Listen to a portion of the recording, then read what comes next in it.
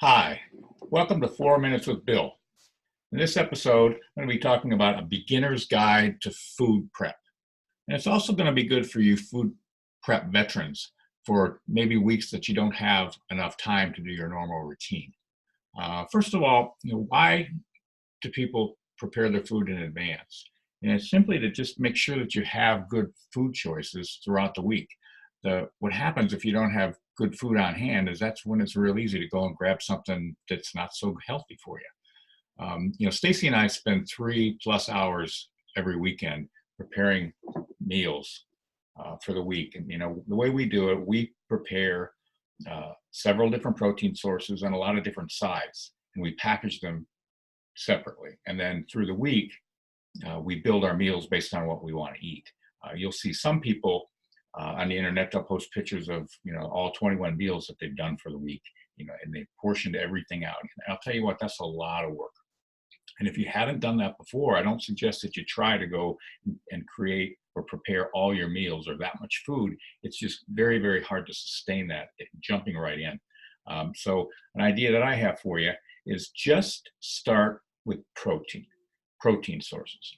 It's the most expensive part of your meal that you'll buy if you're getting it at a store. So if you can take some time to every week to cook up a couple pounds of chicken or some beef or some pork or whatever you like, and then you simply buy your side dishes through the week. It's a lot easier to fill your meal up when you have your protein source already.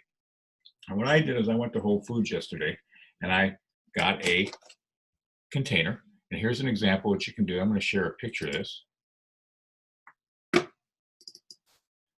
I went to the salad bar and I took their container and I filled it up with some very light leafy greens. I got some spinach and some arugula in there. And then in that other corner, I got some cooked green beans and carrots and some zucchini.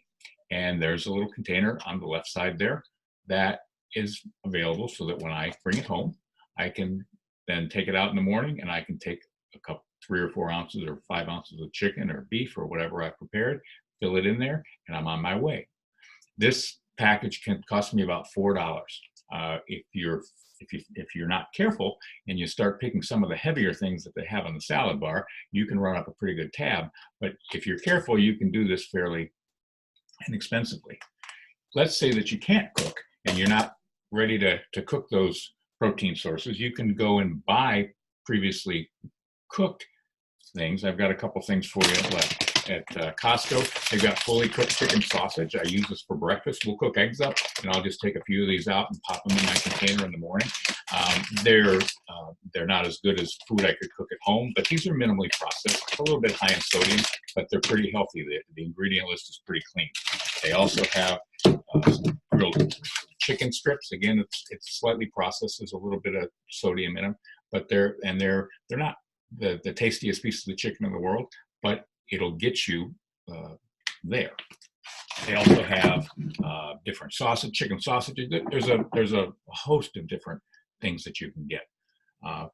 And then starting with that, you'll start to get in a habit and enjoy the fact that you've got good food choices. And maybe that will motivate you to spend a little more time each week, and you'll start to build your repertoire of different recipes that you have. And next thing you know, you're going to be able to make meals for the entire week.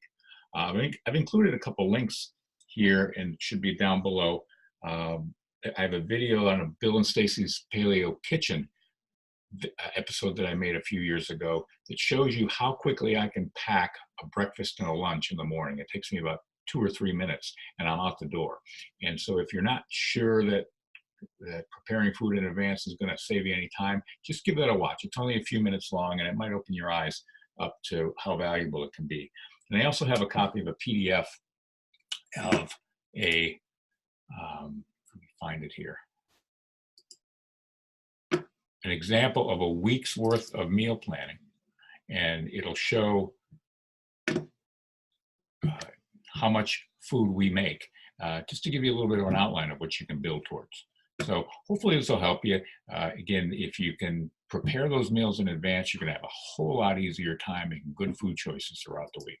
So Thanks for tuning in. And the next episode, or in a future episode or two, in future episodes, I'm going to talk about different cooking and meal prep tips to help you get better at this. So again, thanks for watching, and we'll talk to you soon.